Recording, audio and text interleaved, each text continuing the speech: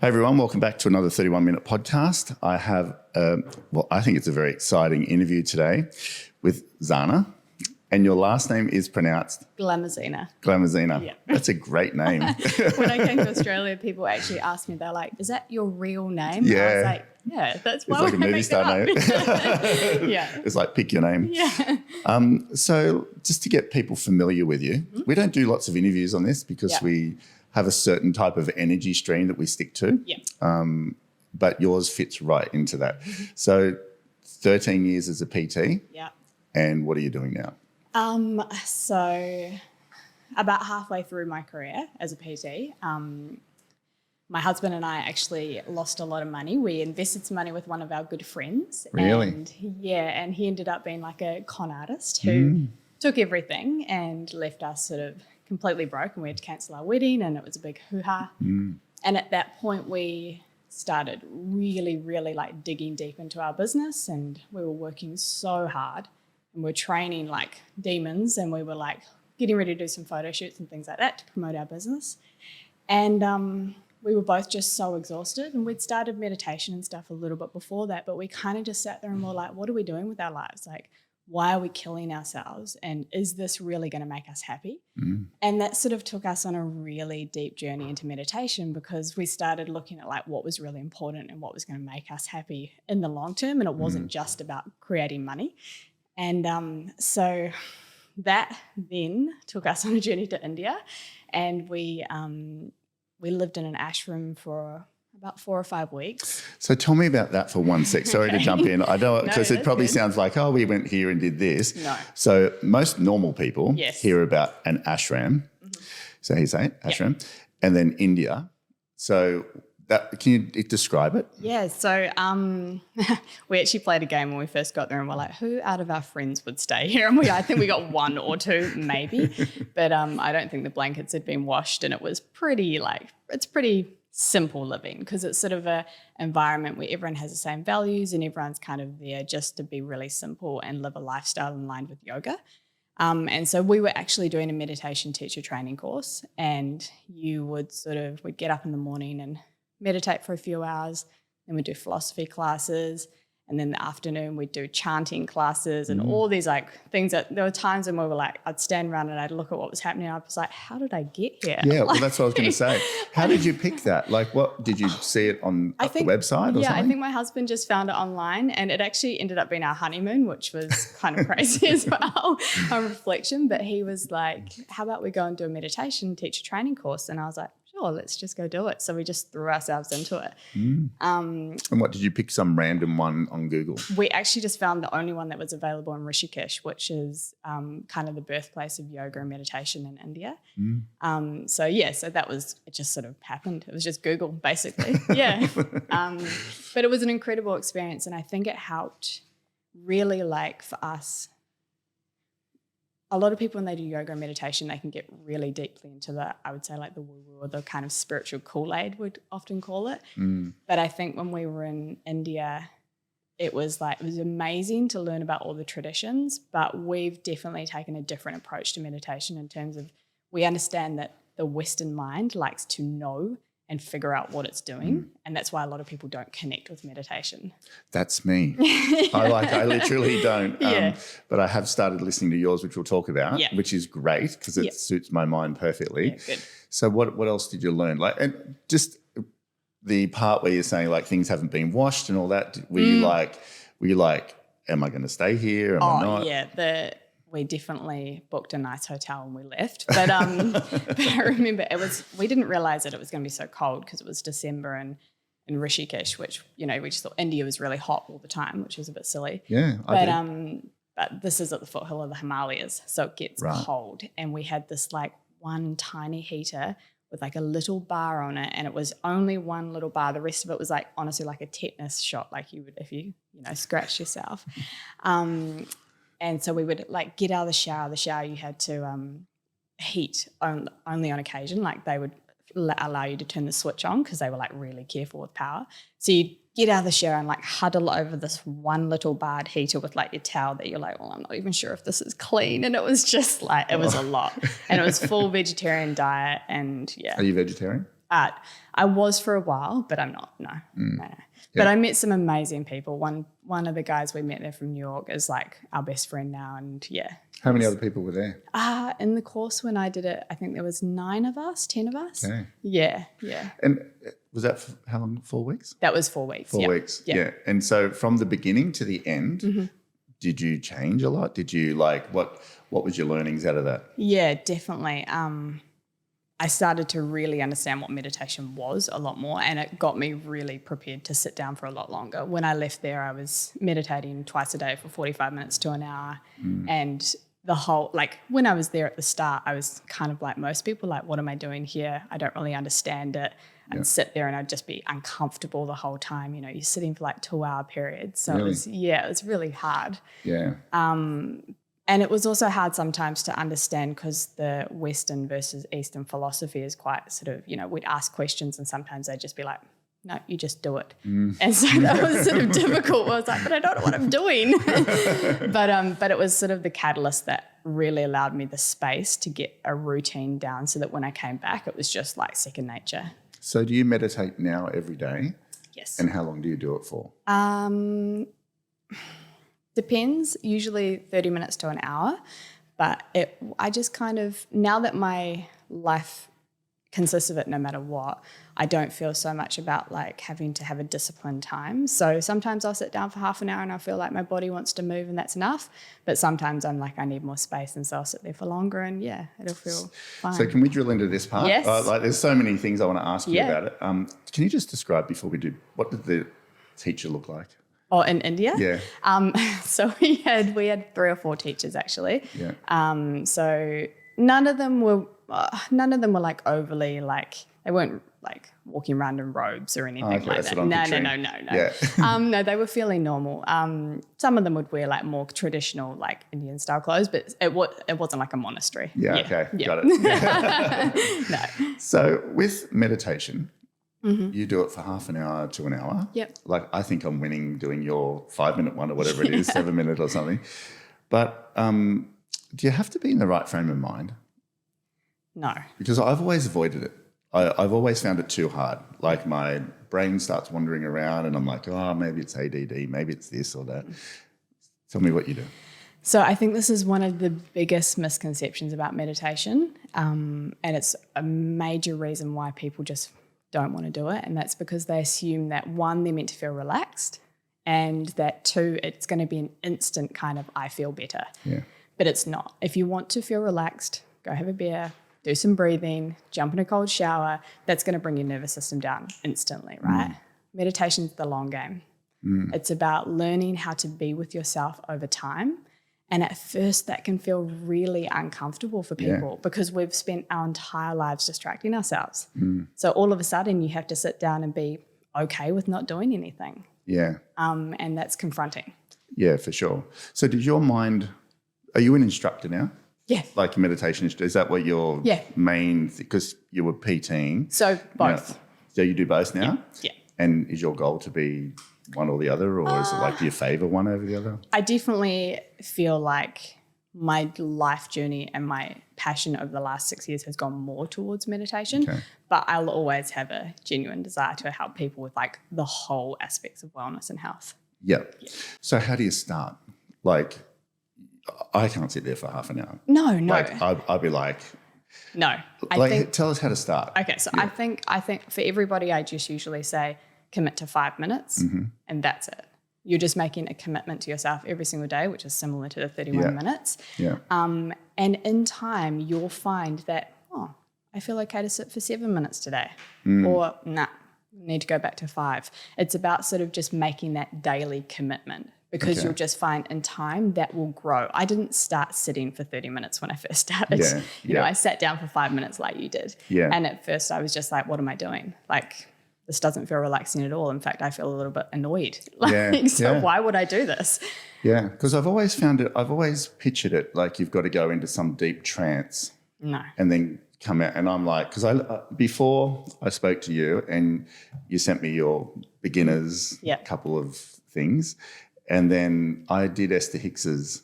I'm not sure of Esther Hicks. No, she channels consciousness. Oh, yeah, okay. And has this meditation for 15 minutes, getting into the vortex type thing. It's called, and I like it, but I'm like, I was struggling with it, and I'm like, is this how it's supposed to feel? And then I always think of Buddha, and I always think of Buddha meditating for how many years or something that he did until I don't know the story exactly, but I was watching a documentary about it, and I was like, so that's the extreme, and then is there somewhere like I'm right down here, and then are you supposed to feel a certain way? That's what I've always had in my mind. So it's not about creating a state of mind. Yeah. So this is where everyone's thinking they're going to experience some sort of euphoric, sensation, or they're going to, time's just going to stop and all of a sudden they're just going to be like tranced out. That's not what meditation is. Not saying that you can't have experiences like that, but that's not what the goal is. Yeah. So I would say if you find that, again, it's not something that I don't want to speak illy of it, because there's a purpose for those types of, meditations. Yeah. But essentially at the start, when you concentrate on something, so you might have done like a mantra one, or that one might have been trying to get you to focus on something specifically, you're essentially just teaching your mind to come back to one point. So that's what people sort of do at the start. You're sort of going, okay, well, I'm used to just being all over the shop. So now I'm just going to take my breath, or I'm going to take a mantra or something like that, and I'm just going to try my best to focus on that. But I'm definitely going to get lost in thought. Yeah. And this is the one thing you have to remember. If you could stop your thoughts, why would you not do it right now? Stop your thoughts. You can't. You can't. Yeah. Don't ever have a negative thought again. Yeah. You can't. The more you think about it, the more it comes. They're just spontaneous. So when you're meditating, you're not trying to stop your thoughts. You're trying to start to notice your thoughts. Okay. And in sort of like a way where you're witnessing them without judgment. So you start to take them almost like you'd be listening to background music. And so when you do that, when you sit there and you start to notice your thoughts more and more, it creates space. So at the moment, we all walk around just being a bunch of thoughts and feelings, and we're just constantly wrapped up in them. Yeah. And there's no space, right? And so from that, we just react and we act off each thought. And so that's where we get stuck in patterns, and we don't even realize that we're doing things that can kind of control our lives. But when you give yourself that space and you sit down to meditate, you're starting to create a gap between you, the observer, and your thoughts. Okay. Does that make sense? It does. Okay. So what do you do? So actually, before you answer that, so can you hear the fridge just going here? Yes. Should I listen to that? If because I hear all people say, listen to the air conditioner, listen to your breath, and it's also confusing. Yes. Like what? Okay, so what do you do? Okay, so at the start, as I said, you're wanting to focus on one thing. So we'll give ourselves the intention to place our attention just softly on the breath, right? And so we'll sit there and we'll close our eyes and we'll just softly focus on our breath. And then we'll drift off into thought. Oh, I've got to go do this afterwards. And then you'll have a spontaneous moment where you're like, I'm meant to be meditating. And you'll come back to your breath. And you'll just do that backwards and forwards over and over. It doesn't matter how many times you get lost in your thought. The important part is when you just notice. Okay. Because what that translates to is you walking down the street, thinking. And then all of a sudden you pop out and you notice the blue sky and you notice the birds and you notice what's happening here and now. And that brings you to a place of peace. So it's all right to have thoughts running around. Like that's the problem, I think. 100%. I think I mustn't be doing it right because I'm thinking about the appointment tomorrow and this and that comes into your mind like a bit of noise. Yeah, and that will happen, and it will happen over and over. And even for me now, sometimes I'll notice there'll be times when I have things going on in my life and they're just like at the forefront when I sit down. But it's just this like gentle attachment and then relaxation. People think it's a focusing, but it's actually a relaxation of the mind. So instead of being focused on one thing, you start to notice everything sort of slightly. Okay. I like to think of it almost like if you had a camera and you sort of zoom in tightly on something in the picture. Yes. And then you relax. Yeah, got it. It's a constant in and out. Your attention's constantly doing analogy. that. Yeah. Yeah. So that sort of allows you to go, okay, well, I know then that I'm not trying to achieve no thoughts. It's not going to happen. Just put that to the side. You are never going to sit down and not have a thought. And if you sit there and go, oh my God, I've stopped thinking, that is a thought. You're thinking about not thinking. So it's like building a muscle then. It's sort of like building a meditation muscle, mind muscle, Definitely at the start. Energy muscle. So how do you measure yourself if you've had a good meditation and a not so good meditation? Like how do you... You don't. Or you don't? You put all of that to the side. Right. It's just about doing the practice. Because you're not trying to achieve a state of stillness. You're trying to learn about yourself on the deepest level. And what ends up happening is when you sit down more and more, you'll start to notice more of your thoughts. You'll start to notice more of the feelings in your body, the way certain things in your life might be attributing to emotions that you're having. And from that, it starts to, as I said, create that space. And from there, you go out into the world leading from that observer. Instead of just being totally contracted in your thoughts and feelings, you have moments in between when you think and you speak. It's like, right. So it's more about developing yourself as your personality. It's sort of about stabilizing that and understanding yourself deeper. So it would help a lot with impulse control. Definitely. Yeah. Definitely. So what are some of the other benefits that you've experienced since you've been doing it? And you're obviously good at it and you're into it and, yes. Developed. I mean, honestly, I never, ever thought when I started meditating that it would have taken me on the journey that it has. I just assumed, like everyone else, it was about stress reduction. Yeah. And, it was something I had to do, and that was highly disappointing when I got to the end and felt more stressed.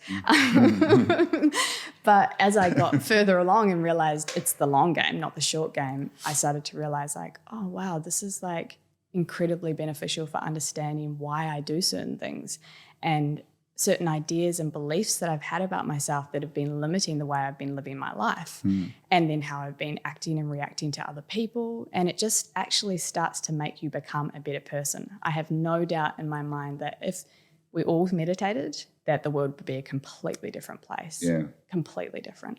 I often say to people that a lot of people wouldn't be in jail if they had better impulse control or emotional control. Yes. Jail's just an example, but life is like that. 100%. Yeah. It says in that moment, I wish I didn't do that, or that, the anger or whatever. Yeah. Yeah. And I think when you start meditating, you go through so many stages, because at first you're like, oh, I'm meditating, I should be able to create more space. Why am I still doing this? But then you start to, like, remember that you're still a human being. Yeah. And you're going to have those moments where you act on impulse. But then it's the reflective capacity after, where you can sort of, like, let go of that and go, okay, cool, I can see that I did this, bring that to my awareness.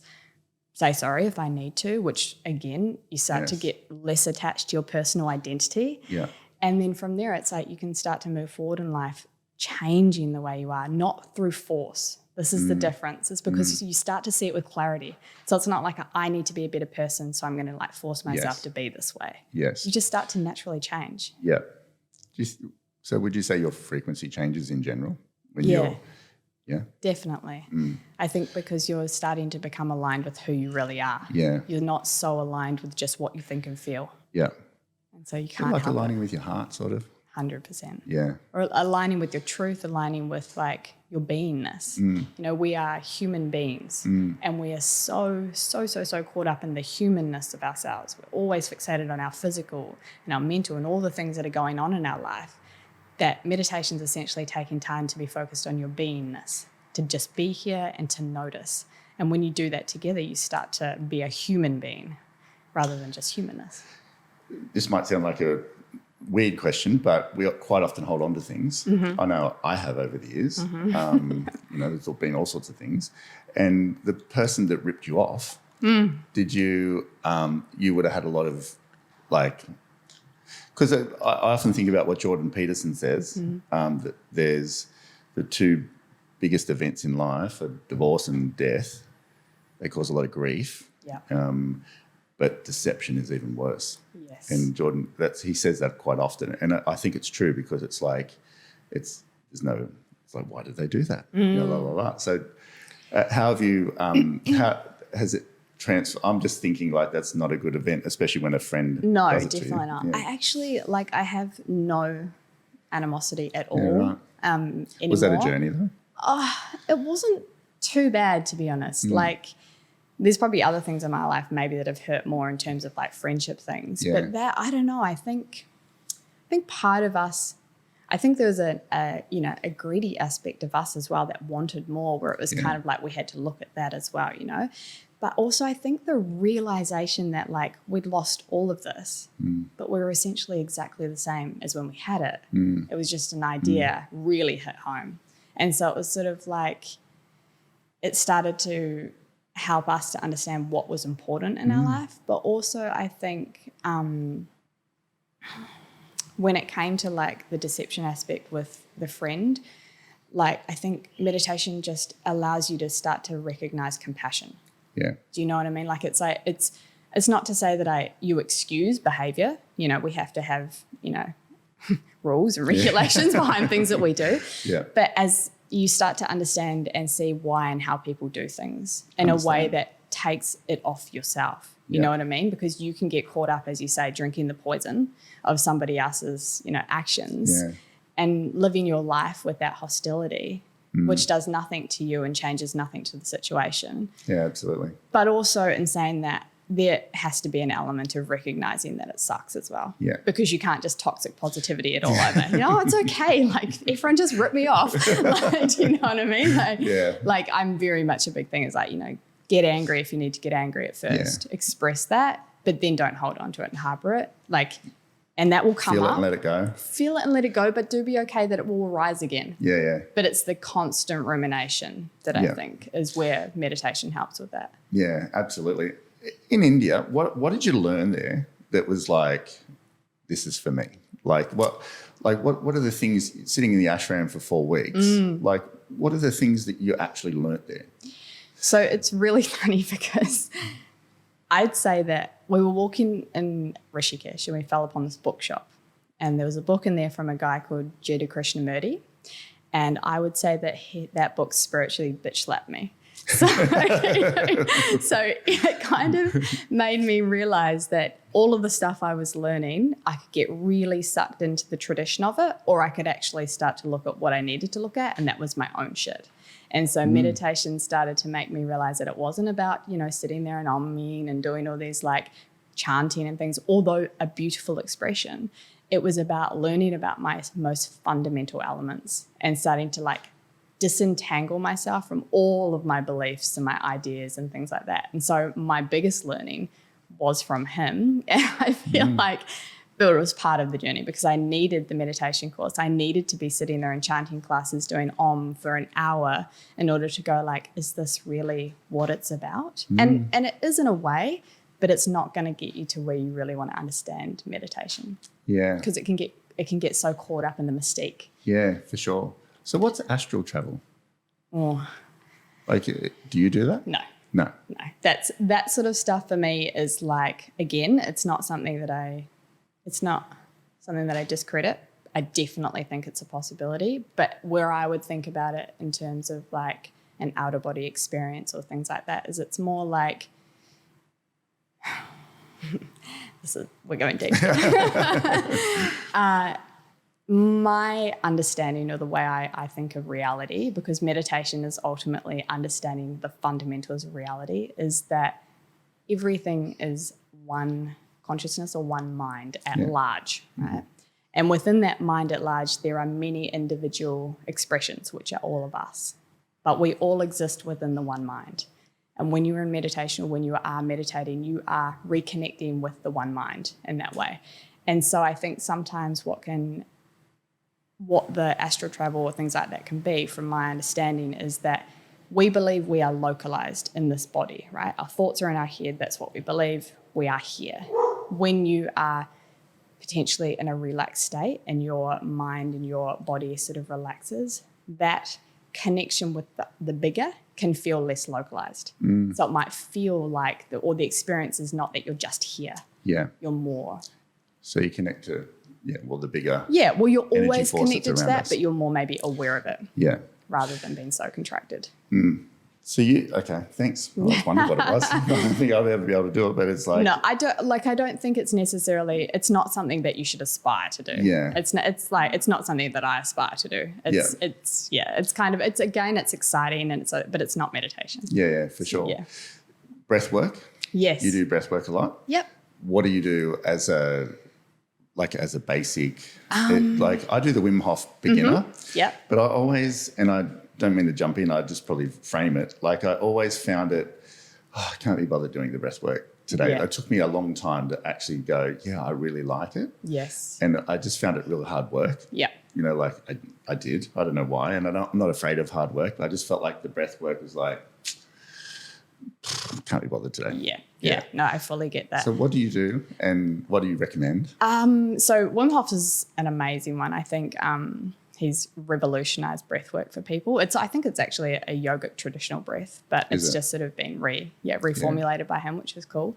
I know a lot of different breathwork techniques. So depending on how I feel, I'll put in some pranayama, which is more yogic breathing, or I will do like Wim Hof or Tummo or something of that, or holotropic, or a mixture of both. Mm-hmm. So we've created a breathwork course which has like many different videos that you can just follow along with, which have got different combinations. But I definitely understand the aspect of like those days where you're kind of just like, it feels like a chore. Yeah. Because again, I feel like it's that aspect of sort of like being on your own. It's a step before meditation, but it's kind of similar. It's not as like active as doing exercise or, you know, being fully engaged in something. And it can feel uncomfortable at times as well. Yeah, it can. So I think that that's pretty normal that people sort of avoid it at times. But I mean, I personally don't do it every single day now. Okay. That was what I was going to ask. Yeah. So I do it more when I feel like I need it. Okay. But I would never necessarily go 2 years without doing it. But but I've kind of got to that point there was a point in my life when I was doing it every single day just to get that like discipline down and that understanding of it. And now I can read my body. If I have a headache, I do Wim Hof. If I have a cold or a flu, cold showers and Wim Hof. Like my game changer. I got dengue fever in Bali once and I did Wim Hof like 2 or 3 times a day and cold showers and a little bit of yoga, and I was good within a few days. Like it's amazing. So is it hyperventilating? No. Like what? Well, yeah, like. So what you're essentially doing with Wim Hof is, we'll talk about Wim Hof specifically, is you're charging the body full of oxygen. So that's why you're doing the big breath ins. And when you do the breath retention or you do the breath hold, what you're basically doing is you're allowing the CO2 to increase in your body because you need higher levels of CO2 to push oxygen from your blood into your tissues. Okay. So it's sort of like it's the CO2 levels that really allow us to shuttle oxygen into the tissues. And oftentimes we all breathe a lot of oxygen, but we don't allow CO2 to increase into our blood because we're always over-breathing. So this is teaching you to get more sensitive to carbon dioxide because that's what you really want. Right. Yeah. So is it better to hold your breath on the out or hold your breath on the in? Like because, okay, like this morning I did his and you hold it out and I can only hold it out for like a minute and a bit. Yeah. And he does longer. Yeah. But I breathe in, and then when he says breathe in again, I like to 2 breaths in, like I do it early and then again. Yeah. And then he breathes out after 15 seconds, but I like holding it in. Yeah. Like what's the pluses and minuses of breath out, breath in? Look, it's gonna depend. There's definitely like different styles that you can do. I wouldn't say that any are necessarily going to be better or not, but I'd say that if you're finding it hard to get more retention, because that's essentially what you're trying to do, get more CO2 sensitivity, you might need to look at your technique. Okay. So, and I have seen a video of you before, and I was going to give you a few tips because I was like, thousands. I just do it myself. Because it's more about, I think we're such chest breathers that it's learning how to really get deep into our Show me how to lungs. do it. So yeah. So if I was doing Wim Hof, I kind of make my mouth into a straw and I'll always do it lying down. Lying down, you allow yourself to sort of increase more. But when I do it, I'll go.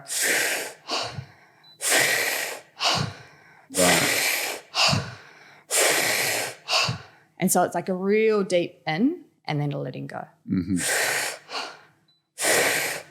You can do it through your nose, and some people do, but it is a lot harder to get more in through your nose. Right. And I can even feel from just doing a few then that I get a little bit tingly. Lightheaded, yeah. So when I was doing Wim Hof like consistently, I would say that, by the 3rd round, I'd get up to close to 3 minutes. Really? Yeah. Gee. Yeah. And it's pretty, even 3 minutes out or 3 minutes of the retention. What's the retention? That's when you breathe out and you just sit there. 3 minutes? Yeah. Bloody hell. So yeah, and I'd say now that like if I haven't done it for a while, but if we just did a round now for my first round, I'd definitely get closer to a minute and a half. Yeah. Because you just start to learn how to like inflate your lungs I properly. need to do your course. Yeah, I do.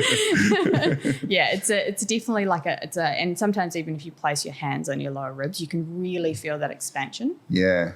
And that's where you're going to get more of the parasympathetic activation, because in our lungs, at the top of our lobes, we have receptors, and at the bottom, we have receptors. And it's the bottom ones that when you start to stimulate them, that's when you start to get that parasympathetic change. Okay. So is your course videos? Yes. Yeah. Yeah. Sorry. Yeah. That's all right. I'm definitely going to do that. So if you, before a business meeting or something, like is there something you should be doing, breath work, or is it a meditation you should be doing? Like, do you have like short hacks that you can do? Because obviously when you have to meet people in business and things like that, you're nervous or anxious. Yes. You want it to go well. You want to be centered. Any suggestions? Yes. So this is another part that my husband and I teach a lot about, and that's sort of with anxiety. And because we all get anxious. Yeah. Some people really struggle with anxiety. They create fear around the fear of anxiety. Yeah. But a lot of people, we just feel anxious. Coming in here, I felt anxious. Do you know what I mean? Anything you feel new, it's you always feel different. Yeah. Even though this is like my bread and butter, there's still an element of like, do I know anything? You know, should I be talking about this? But yeah. But I think when you start learning to meditate, you're not only observing your thoughts, but you're observing your feelings. And so you start to have a little bit more of a like playful attitude towards them. So, when you're exercising, heart rate increases, all of these things happen in your body, tingling and stuff. We invite that. But, when it comes to nervousness, we go, pump the brakes. For sure. So, when I sat down. Me. Yeah, fully. People ask me to speak all the time and I just say no. Yeah.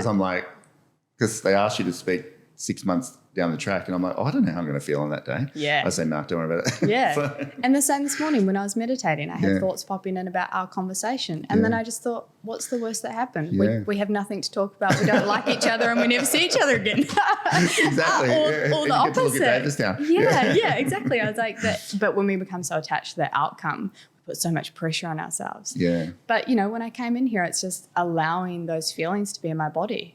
They're just going to arise. They're not always going to be there. I feel different now than I did when I first walked in. Yeah, for sure. And I think when we have that more of that attitude of just playfulness towards things like that, we don't take them so seriously. Yes. I actually I have a client who struggled with anxiety when he's a financial planner, and he'd talk in front of real estate agents and stuff. And he said every time he'd go into his monthly meeting, he'd feel really anxious. Yeah.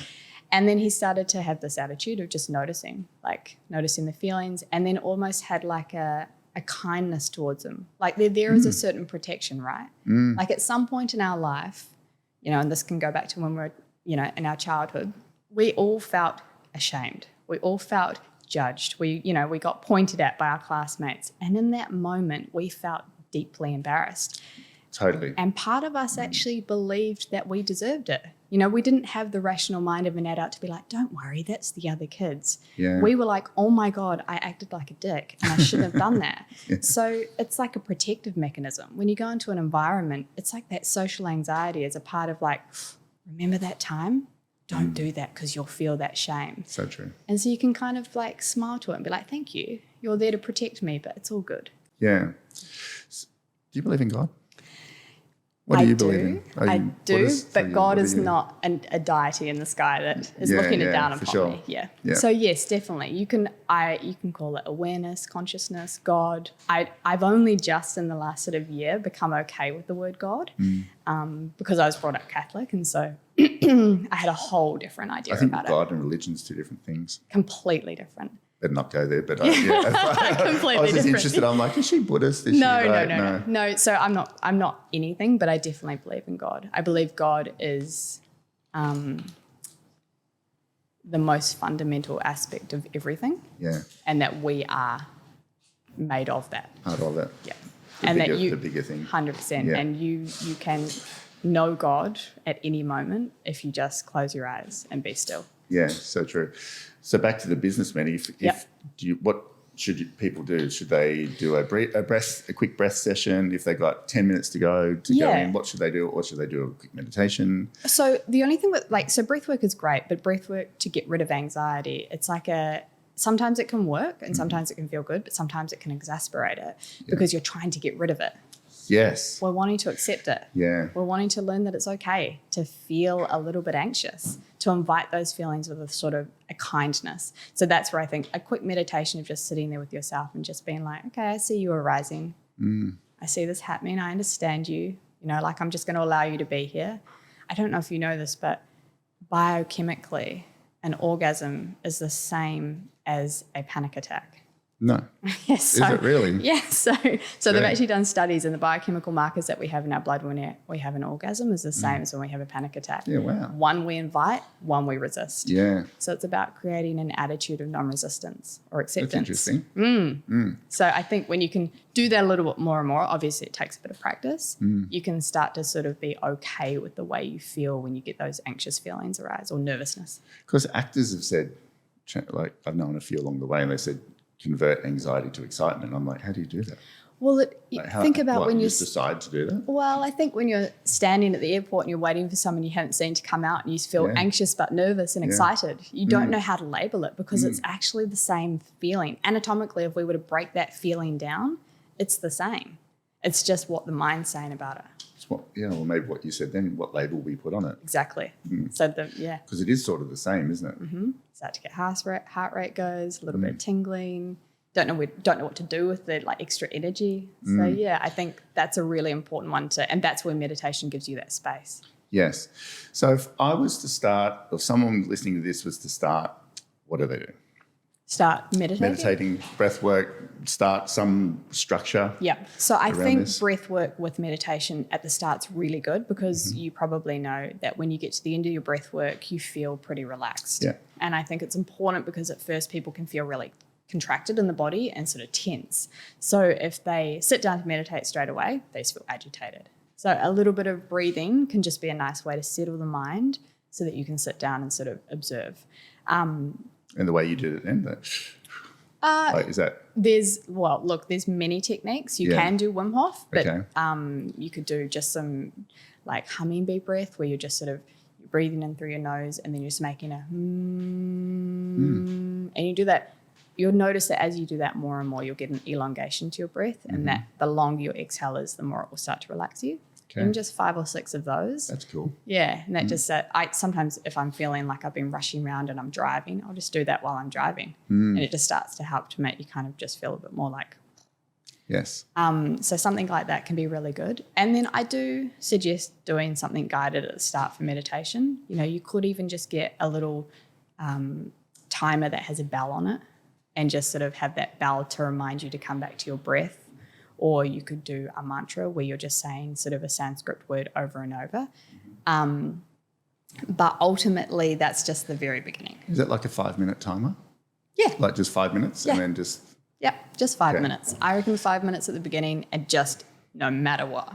Yeah. 5 minutes. And I prefer it in the morning because I just feel like I get up. It's where I start my day. But some people find that they just want to get moving straight away. And so the afternoon's better. Yes. You need to make it work for you. The important thing is doing it. So. And what's on the horizon for you? So you're talking about, you're working out where to live at the moment. Before I tell you that one thing, there is one thing that I want to mention about meditation that I feel like will help you and a lot of people out there. And I think that's when we talk about meditation, we think about stillness. Yes. And we hear this sort of, we get really confused about the silence that we're meant to experience. And often we attribute that to not having any thoughts.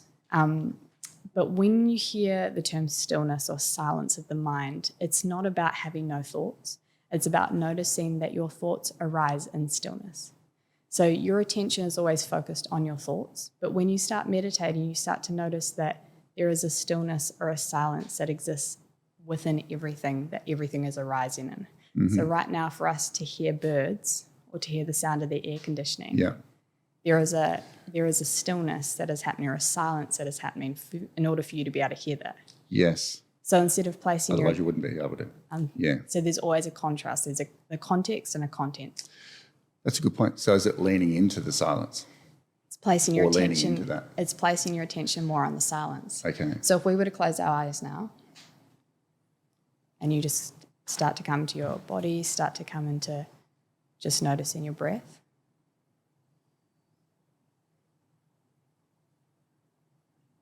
And then if you're noticing any thoughts, even just subtle, like the fact that you are thinking about not thinking or hearing sounds. And then you can notice the hum of the air conditioning, the sound of outside noises, the door opening, my voice. And just start to notice that as every sound arises and passes, there's like a silence. Notice that as the car leaves, the silence is still there. And so we're always placing our attention on the things and never noticing what it is appearing in. If you open your eyes. Yeah, it's so true. And that's where our peace is. When you start to do that more and more, and you start to notice, I'm not trying to stop thinking. I'm trying to notice that there's birds, there's thoughts, Yes. there's cars, there's all these things just moving in and out. It's almost like accepting them. Yeah. And then just rolling with them. You're noticing that you have already accepted them. They are there, and you are open to it. Yeah. The mind will try and stop things, but you're just allowing. I feel even a bit more relaxed after doing Right? that. 100%. It's so simple. Meditation is so simple. You just need the right guidance to understand it. You got one of those voices that actually like are on, like the Matthew McConaughey app sort of thing. Everyone likes his voice. It's very good. Yeah. So what's on the horizon for you? So obviously deep passion for this stuff. Yep, teaching. Yeah. And just helping to make it more accessible to other people, but also just sharing our own journey. So my husband and I have created a platform where we're trying to create a community of people that are really interested in this sort of stuff. And what is that? So meditation, mindfulness, overcoming anxiety. Yep. The name of it? Oh, sorry, the name of it, the Mindful Growth Academy. Mindful Growth. I'm just writing it down. Academy. I'll go and do it myself. Academy, yeah. And so, that's an online course? So we have an online course, but we're looking to sort of create more of an educational platform where we can sort of bring in a whole lot of different practitioners, do some things on shadow work, some chronic pain, because a lot of chronic pain can have things to do with anxiety and not letting go and resisting things, body image stuff, learning how to meditate, stress relief. So we're looking to create a platform for people to just sort of come and be able to work on self-development, personal growth, and understanding themselves more. You mentioned a community before we started. So have you got a community going at the moment where people can find you? And so mainly... is it through that? Yeah, Yeah. through that. So we're... Mindful Growth Academy? Mindful Growth Academy. So we share a lot of stuff on Instagram in terms of just free content to just... If people ask us things, we'll just sort of put stuff out there, because for us it's more about just helping people. Yeah. Like if something comes of that business-wise, awesome. But at the moment we're just sort of sharing our passion and seeing how it goes. It's going to be quite good. Hopefully. But yeah. Well, yeah, hopefully everyone can connect from here to there. Yeah. You've been amazing. Thanks thank so much. You actually look as you walk, like you look very healthy and Yes. in line and all that sort of stuff. So that's awesome. And if there was one tip you could share with people, like around, could be anything around energy or mindfulness, what's the biggest thing that you've learnt yourself? Yeah. If you want to make true change in your life, then meditation is the key catalyst to that, because the more you spend time with yourself, the more you'll learn and understand why you can't make change. Yeah. And you'll start to learn about acceptance, compassion, understanding, and all those types of things, which therefore make you become a better person. So it's not about forcefully changing, it's about learning why and how to change. And it just comes it comes spontaneously. It's so true. I was in the ice bath and I got a message prompting, say start meditating. Yes. And I've always resisted it. Like always. I've just tried it and I'm like, this just feels ridiculous. I'm just sitting here like thinking, blah, blah. And then that's literally turned into one thing after another. You sitting here doing your things. I do it in the sauna because it's like short. Your tutorials are excellent. Yeah. They really are. I'm not just saying that. They're cool. fantastic. They're quick and they're easy. I'm sure there's longer ones, but for me, they're very good. Yep. And it's just I've just gone with that prompting and look where it's headed to. So thank you. Yeah, it's definitely a goal of mine to get you meditating. Yeah. Just quietly. Thanks. And him. He's probably worse than me. Thanks, Zana. No, awesome. Thank you very much for having me. No problem. Cool.